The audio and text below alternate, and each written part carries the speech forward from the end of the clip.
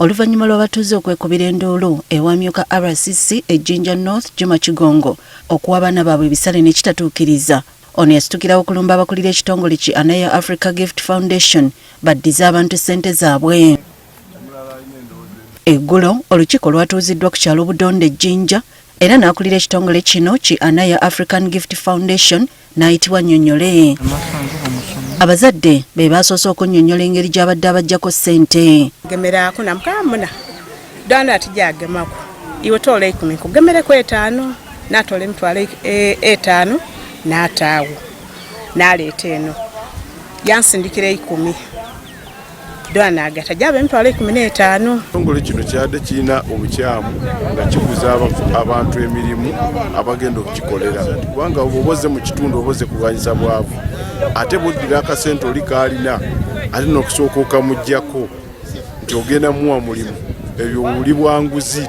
Wano amyuka RCC Juma Kigongo mu division ya Jinja North alagidde akulira ekitongole kino Eric Kanayaka addize abazadde bano ssente zaabwe. Nendagira ekitongole kino kisasule mangu fees kubanga kyekomiitinga eri abazadde bano era abaali bawaddeyo ka deposit mu kibiina nendagira babaddize ssente nga tebakyagala genda maaso ne programu. Abamu ku bano baziddiziddwa era batazifunye akulira ekitongole kino abasabe bamuweeyo obudde azinoonye. Ndija mumpe mwezi mulala okusasulira abaana yoyo mu kiki mwenda amazima nago gendikola ki mundeke netegeke bulungi ate n'ensonga yindi tusigale.